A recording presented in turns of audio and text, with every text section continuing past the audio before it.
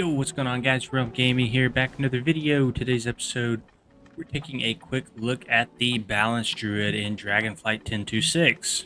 So Balanced Druid is a class that I picked up recently. I've really enjoyed it. I'm going to play it a whole bunch on PvE and PvP. So I'm going to be making guides on this going into Season 4 as well. But this is for the remainder of Season 3. Who knows how long we have left? We probably have like a month left or so. So if you're in the same boat as me and you're trying to learn Balanced Druid right now, going in to prep yourself for Season 4, this will be the guide for you. So this is going to be considered a beginner's guide. We're not really going to cover abilities that fall outside of talent trees like oddball spells, utility, etc. To just kind of talk over talents, basic abilities, and we're just trying to learn how each individual talent kind of synergizes with one another to kind of understand the core concepts of what makes Balanced Druid work. So first things first, let's start with Mythic Plus talents that we're currently running in 10.2.6. Just quick note that any sort of build that I ever bring up, there's always going to be a few flex talents, so you don't necessarily have to take this talent tree that I'm showing you to heart. But this is just a good general balanced tree that I pulled from Raider.io. This is what top players are running right now, so this isn't some sort of copy pasta from outdated Wowhead guides or Icy Veins. This is current as of 10.2.6. Okay, first things first, let's talk about eclipses here. So casting 2 Starfires empowers your Wrath for 15 seconds. Casting 2 Wraths empowers Starfire for 15 seconds. So Starfire and Wrath is going to be how you enter different eclipses. So Solar Eclipse, nature spells deal 15% additional damage, and wrath damage is increased by 40%. Historically speaking, this has kind of been the single target eclipse that you want to be in for single target priority damage. And then lunar eclipse, arcane spells deal 15 additional damage, and the damage Starfire deals to nearby enemies is increased by 30%. Just note, it's pretty much always going to be at the top of your priority to try to get into an eclipse as quickly as you possibly can. Whichever one you want to be in, it'll differ based on the pull, if it's single target, AOE, 2 mobs, 4 mobs, whatever. But just know, this needs to be at the top of your priority list. Get into an eclipse as quickly as you possibly can. Alright, so that's pretty good for eclipses. Let's go ahead and move to the left-hand side of the tree here, because we have a lot of core abilities going on here. First and foremost, we have Starfire. If you remember, like we were just talking about in our eclipses, right? Starfire is one of the core abilities in an eclipse. So Starfire is going to put you into a solar phase. So basically what it works is just a casted ability, just like Wrath, and it'll shoot down a beam of Starfire on your target. And during an eclipse, this will become AoE. And excuse me, during a lunar eclipse, it will just do increased AoE. It already does AoE by default. So stemming directly below that, we have Sunfire. So we have Sunfire for the solar phase, and we have Moonfire for the lunar phase. However, your eclipse doesn't matter. You want Sunfire and Moonfire always to be up on your target due to how they work with our mastery. Basically, long story short with our mastery is, if you have Sunfire and Moonfire up on your target, your spells will do more damage to that specific target. So very, very key to get Sunfire up. So stemming down to the right from that, we have improved Sunfire. So this is basically going to turn your Sunfire spell into an AoE effect. It's very, very important to have this, because if you're pulling a trash pack and you're having to spend 8 globals or 8 seconds to spread out your Sunfires, that's 8 seconds you could have been doing other things, right? If there's 8 mobs in that pack. So almost a mandatory talent here is improved Sunfire. We also have Star Surge, which stems down from Starfire. This is going to be your single target astral power spender. So you can see here it costs 40 astral power, and it's going to shoot a bolt of, I guess, stars out to the enemy target for a lot of burst damage. Now, one thing that we haven't talked about yet is you will see it says astral damage. So we've talked about solar damage, we've talked about nature damage, we're not talked about astral damage. So astral damage is going to be a unique type of damage that benefits from both eclipses or both phases. So if we go back to our eclipse one more time, you can see under the solar eclipse, nature spells deal 15 additional damage. And then under lunar eclipse, we have arcane spells deal 15% additional damage. I referred to this earlier as solar damage, but this is arcane, right? Not solar. So basically what's happening here is astral damage will benefit from both a solar and a lunar eclipse. So it doesn't matter which eclipse you're in, your astral damage is going to get buffed. So that's really, really good because, Star Surge, who knows what eclipse we're going to be in, right? We want Star Surge to be getting a benefit from our eclipse.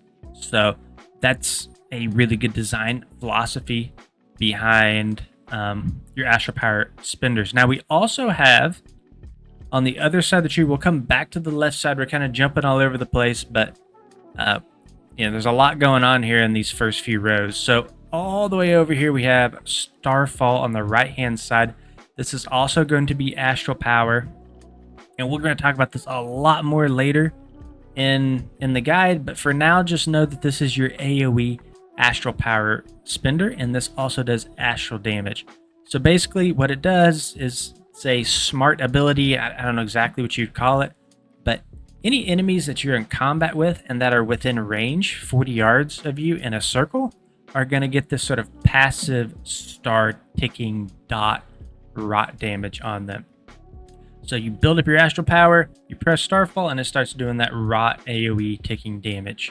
So again, Starfall is your astral power AoE, Star Surge is your single target astral power damage. All right, going directly below Sunfire here, we have our Moonkin form. So Moonkin form, really all you need to know about this is this is going to be the form that you're in to do your damage. And this is going to buff the damage of your spells by 10%. So you always want to be in Moonkin form, unless for some reason you're doing some sort of off healing and it might pull you out of the form. But a very core talent to take here. So with that being said, we're going to kind of get away from the left-hand side of the tree and go back to the right-hand side, because most of this other stuff is just going to be utility, right? And we're just worried about in this guide how balanced Druid plays. All this other utility stuff here is just kind of fluff. It is important, but just for the sake of this guide, we're going to stick pretty much to the right-hand side of the tree. That we might come back to this for a couple small things, but for the most part, we're going to stick to the right-hand side for the rest of the guide. All right, so going back to our eclipse, directly below we have shooting stars. Moonfire and Sunfire damage over time has a chance to call down a falling star. This just basically is buffing your Moonfire and Sunfire damage. It's a passive ability. Don't have to know too much about it. You do more damage. Directly to the right of that, we have our solar beam, and this is going to be a sort of beam that you shoot down, and it's going to silence everybody in that AoE, in that beam, until its effect is up after 8 seconds. So if you're PvPing a lot, there's a macro out there to root beam people, so you can cast an entangling roots, solar beam, and they're stuck in the beam basically until the roots expire. So really good at Mythic Plus, right? Because it's AoE. So everybody that's in that beam, doesn't matter if it's 5 mobs or 100 mobs, they're all going to get silenced for that duration, as long as they remain in the beam. All right, going to the left-hand side of the tree, we have Solstice. So during the first 6 seconds of every eclipse, shooting stars will fall 200% more often. So we just talked about shooting stars here. Basically, it's just a buff to kind of help us with burst damage. Balanced Druid takes a long time to ramp up their damage, so this is a talent to kind of help us get some damage out, just so that ramp doesn't take quite as long. It's a really nice talent to take. Right below that, we have Wild Surges. Your Wrath and Starfire chance to critically strike is increased by 12%, and they generate 2 additional astral power. So not too much going on there. Let's go ahead and stick to this row. Go to the right-hand side here. We have Twin Moons. So we talked about earlier, I know we haven't gone over Moonfire yet, but it's the same thing as Sunfire, pretty much. It's just the lunar effect of it, right? So Moonfire deals 10% increased damage and also hits another nearby enemy within 15 yards of your target. So with Sunfire, we get this awesome improved Sunfire. It hits everybody in one global. It's awesome. But for Moonfire, we're not quite as lucky. But we do have twin moons here. So what's going to happen is you're going to put down your Moonfire. It's going to hit 2 targets. So there is some sort of tabbing around, alt-tabbing and Balanced Druid, but Twin Moons does kind of help with that. You're just normally targeting between 4 to 5 different mobs. You're just kind of spamming Moonfire, tabbing between targets, and it's a quick, easy, effective way to kind of help you spread Moonfire out. And of course, it does come with the nice effect of 10% increased damage, so really nice to have. Then going to the right of that, Lunar Shrapnel, just buffing our Starfall here by 20% more damage. Coming down here to Astral Smolder, your critical strikes from Starfire and Wrath cause the target to languish for an additional 80% of your spell's damage over 6 seconds. So a pretty good talent. You would think just by looking at it, Critical Strike would be our main secondary stat, but it is not. It's actually going to be Mastery and Haste, which outscales Critical Strike even with this talent. Going to the right of that, we have Celestial Alignment on a 3-minute cooldown. So this is basically going to put you into both eclipses at the same time. It's going to grant you 10% haste, and it's going to basically grant you both of the eclipse bonuses at the same time. So super powerful cooldown. It is on a 3-minute cooldown, so you want to use this on big trash packs. It's going to be your main cooldown. All right, so that's it for this row. Let's go down to Waning Twilight. When you have 3 periodic effects on your target, your damage and healing to them are increased by 10%. So we've covered pretty much everything already here in terms of periodic effects. We've covered Sunfire, that counts as a periodic effect, like a dot. We've covered Moonfire, that counts as a periodic effect, like a dot. We've covered Starfall as a dot. So those 3 are going to proc Waning Twilight. But we've not talked about single target, right? Because you're not using Starfall in single target, you're using Star Surge. So that is where Astral Smolder actually comes in. It does count as a periodic effect, and it will be the 3rd periodic effect to proc Waning Twilight. So that's why you don't have to run Stellar Flare here for that 3rd dot, because Astral Smolder just kind of takes its place. Right, and then Wild Surges will just outscale it in Mythic Plus. All right, then after that, we have Soul of the Forest. It's a little bit of a confusing one, but just to read it out. Solar Eclipse increases Wrath's astral power generation by 60%. So that's its own thing, kind of separate from the rest of this. So just know Solar Eclipse increases Wrath's astral power generation by 60%. Then Lunar Eclipse increases Starfire's damage and astral power generation by 20% for each target hit beyond the first up to 60%. So this is kind of what makes your Lunar Eclipse an AOE Eclipse, and that's kind of what makes Solar Eclipse the single target Eclipse, right? Is kind of due to Soul of the Forest. So on single target fights, Wrath is going to generate more astral power than Starfire, but on AoE fights, Starfire is going to come ahead and generate more astral power than Wrath. And then directly to the right of Soul of the Force, we have Primordial Arcanic Pulsar. Every 600 astral power spent grants Celestial Alignment for 12 seconds. So if we go back up, that's going to be your cooldown. So every 600 astral power that you go through, you're basically getting a free Celestial Alignment. And then far to the right-hand side of our tree here, we have Ethereal Kindling. Casting Starfall extends the duration of active Moonfires and Sunfires by 4 seconds up to 28 seconds. I think this is a sleeper, just OP talent here. It really helps with the uptime of your Moonfire and Sunfire. If those fall off, it's really bad, and it's really hard to sometimes reapply those in AoE scenarios, especially because Moonfire, right? You gotta do all that tabbing through targets. So Ethereal Kindling is gonna really help keep those buffed, because if those fall off, right, you lose that mastery bonus.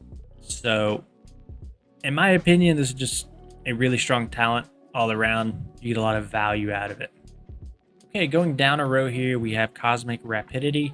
Your Moonfire, Sunfire, and Stellar Flare deal damage 25% faster. Again, just to kind of help us with our ramp. Moonkin just normally takes a long time to ramp up their damage. Kind of helps offset some of that ramp. Far right hand side of the tree, we have Star Lord, Star Search, and Starfall grant you 4% haste for 15 seconds. Stacks up to 3 times. Gaining a stack does not refresh your duration. That's very important, and this is why you see balanced druids generate all the astral power they can up to their cap, then they spend it all, right? Because getting a proc of Star-Lord does not refresh your duration, right? So if you're at 1 stack, and let's say you have 6 seconds left on that stack, if you proc another Star-Lord, you go to 2 stacks, but you're still at 6 seconds, right? So that's all that time wasted. You're basically wasting stacks by not using them all at once. You're wasting haste. So just know from this talent, right? You're going to pull your astral power all the way up to cap, then you're going to dump all of it and try to get as many stacks as you can for as long of a duration as you can through Star-Lord. Up next, we have Orbit Breaker. Every 30th shooting star calls down a full moon at 60% effectiveness upon its target. Again, shooting star is this talent. Every 30th one of those, right, we get a full moon. So a full moon we haven't talked about yet, but it's a really strong ability. And with this talent, it's just going to proc at 60% effectiveness. We will talk about that here in just a bit. Up next, we have Balance of All Things. Entering an eclipse increases your critical strike chance with arcane or nature spells by 24%, decreasing by 3% every 1 second. Again, just to kind of help offset some of that ramp, Balance of All Things really helps us. And this also synergizes well with Astral Smolder, right? Critical strikes, we get that sort of burn damage. Up next, we have Orbit Breaker. Every 30th shooting star calls down a full moon at 60% effectiveness upon its target. Again, shooting star is this talent. Every 30th one of those, right, we get a full moon. So a full moon we haven't talked about yet, but it's a really strong ability. And with this talent, it's just going to proc at 60% effectiveness. We will talk about that here in just a bit. Up next, we have Balance of All Things. Entering an eclipse increases your critical strike chance with arcane or nature spells by 24%, decreasing by 3% every 1 second. Again, just to kind of help offset some of that ramp, Balance of All Things really helps us. And this also synergizes well with Astral Smolder, right? Critical strikes, we get that sort of burn damage.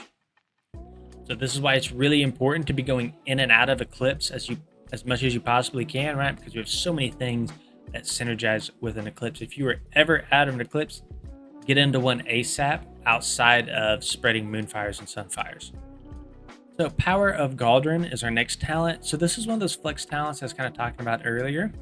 So Star Search has a chance to summon the Spirit of Galdron, immediately deals 85% spell power as astral damage to the target. So this hits pretty hard, to be honest.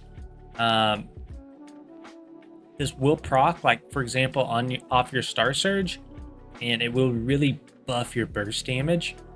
I like to play with it. However, I have seen a lot of people take 2 talents out of it and go into this talent here. So your Moonfire and Sunfire have a chance to summon a Fairy Dragon to assist you in battle for 30 seconds. This talent by itself isn't super strong, but when you pair it with Friend of the Fae, when a Fairy Dragon is summoned, your spells deal 10% increased damage for 20 seconds. Really, really strong as well. So I've seen some people take this build. I've seen some people take this build down here in the bottom left for Mythic Plus. Personal preference, I'd probably sim your character, see which one sims higher. Up next, we have Rattle the Stars. So Star Search and Starfall deal 12% increased damage, and their cost is reduced by 10%. So again, Starfall, Astral Power Spender, Star Surge, Astral Power Spender. More damage, reduced cost. Great talent to have. Okay, up next we have Incarnation, Chosen of Elune. So, we talked about Celestial Alignment earlier and how it's a very strong talent. It's your main cooldown. Well, this talent actually replaces Celestial Alignment, and this is going to grant all the benefits that Celestial Alignment here gave us, right? Both eclipses, we get the haste from it as well. But this is also going to give us 10% critical strike, And it's also going to last for 30 seconds.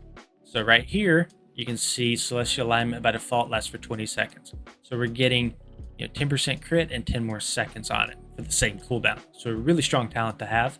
All right, then directly below that, we have Elun's Guidance. So reduces the astral power cost of Star Surge by 8 and the astral power cost of Starfall by 10. So just really good to have. The cheaper our spells are, the more we can cast them, the more damage, right? And we didn't take Convoke the Spirits right here, so the bottom part of that doesn't mean anything to us in this build. Okay, going to the right-hand side of the tree, we have New Moon. If you think about like phases of the moon, right? You've got, smaller moons, you got crescents, you got, the moon kind of has its different phases, right? So that's kind of what Blizzard's going for here, is to kind of mimic the different phases of the moon. We have a new moon, half moon, and full moon. So new moon is going to be kind of stage 1 of this ability. It's going to do lesser damage than half moon, but it will have a faster cast time. So you can see here, it's got 3 charges to it, and the bigger the moon gets, the more damage it does. So you want to be using this pretty much as often as possible. It's on a very short cooldown, right? 20 seconds.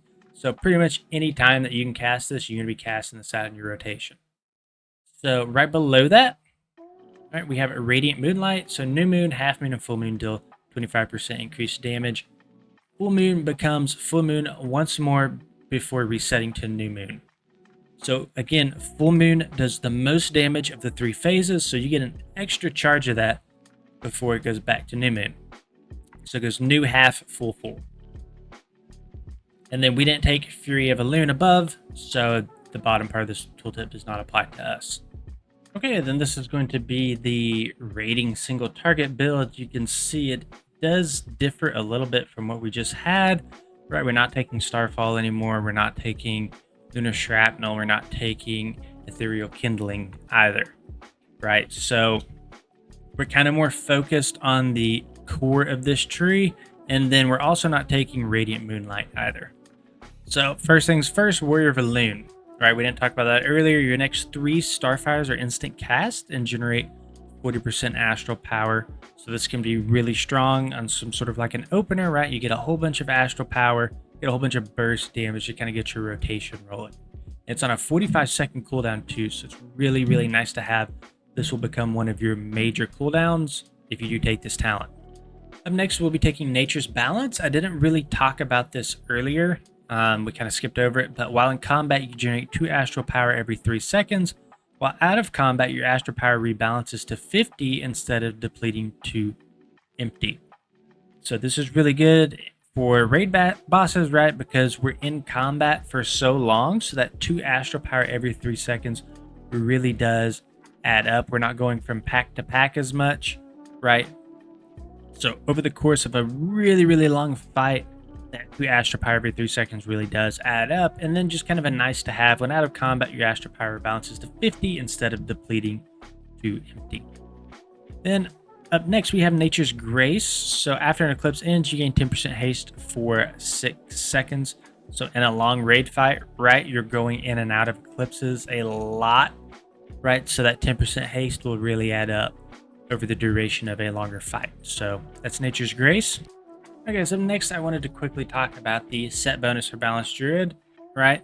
So our 2 set reduces your out of eclipse cast time. So this is going to help you get into an eclipse faster by 40%. And then the 4 set here, while in an eclipse, your spenders increase the nature or arcane damage modifier on eclipse by 2% per stack up to 10%. Right, so that percent damage bonus that we're getting from each eclipse will get increased by 10%, 2% per stack, right? All right, now let's talk about single target rotation priority. I do have a couple corrections I need to make that I said earlier, but we'll talk about that here shortly. So for single target, right, dot your targets with Moonfire and Sunfire. We want 100% uptime. Again, this is very important due to our mastery. So you pull, Moonfire, Sunfire goes out. Step 2, you want to get into an eclipse, depending on if it's single target or multi-target. Again, single target, we're going to prioritize solar eclipse. And then we want to avoid capping our astral power by spending our star surges at 40 astral power. If you did take Astral Communion as a talent, of course you'll use that. We didn't.